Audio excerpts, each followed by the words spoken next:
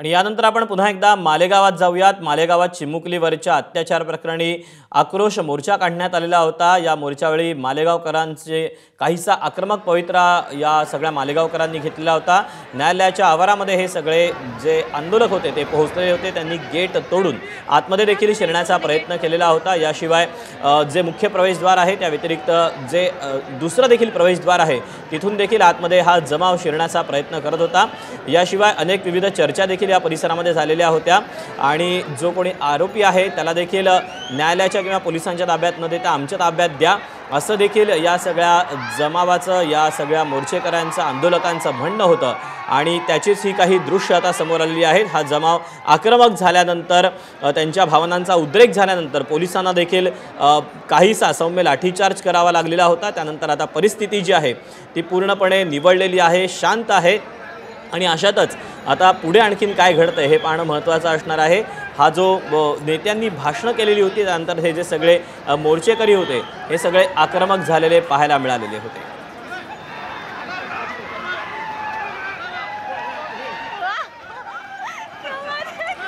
तेव्हा आरोपीला आमच्या ताब्यात द्या, याशिवाय आरोपीला फाशीची शिक्षा द्या अशी मागणी या सगळ्या मोर्चेकरांनी केलेली होती। मालेगावमध्ये चिमुकलीवर जो काही अमानुष अत्याचार करण्यात आला होता तिची हत्या करण्यात आलेली होती। यानंतर समाज माध्यमांवर देखील या सगळ्याचा उद्रेक पाहायला मिळालेला होता। लोक अक्षरशः संतापलेले होते आणि त्यानंतर आता या संतापलेल्या लोकांनीच कोर्टावर मोर्चा काढलेला होता आणि गेट तोडून आतमध्ये शिरण्याचा या सगळ्या जमावानं प्रयत्न केला। आपल्या याबद्दलचे अधिकचे अपडेट मुकुल देतोय। मुकुल, कशा पद्धतीने हा जमाव आक्रमक झालेला होता याची आता दृश्य एक समोर येऊ लागली आहेत। बरोबर आहे। आता ही सगळी सोशल माध्यमांवर जी व्हिडिओ व्हायरल झालेले होते ते समोर यायला लागलेले आहेत। आपण बघतोय की मोठ्या संख्येने हा जमाव मोर्चामध्ये सहभागी झालेला होता। मोर्चाला उत्स्फूर्त असा प्रतिसाद मिळालेला होता। मात्र आता दृश्यांमध्ये आपण जे बघत आहोत यातले बहुतांश लोक हे मोर्चा विसर्जित झाल्यानंतर निघून गेलेले होते। मात्र काही लोकांना न्यायालयाच्या आवारामध्ये यायचं होतं आणि त्यांनी एकदम सूर लावला आणि ते न्यायालयाच्या आतमध्ये शिरलेले आपल्याला बघायला मिळत आहे। खरं तर हे जे गेट आहे हे स्लायडिंग असं होणारं गेट आहे, त्यामुळे ते कमकुवत असल्यामुळे ते पटकन बाजूला निखळलं गेलं आणि त्यानंतर हा जमाव आतमध्ये आलेला आपण बघतो। एका बाजूने जमाव हा आक्रमक आहे तर दुसऱ्या बाजूने पोलीस हा गेट थांबवण्याचा, गेट दाबण्याचा प्रयत्न करत होते। मात्र पोलिसांचं बळ इथे कमी पडलं आणि जमाव हा संपूर्ण गेट तोडून न्यायालयाच्या आवारामध्ये शिरलेला होता।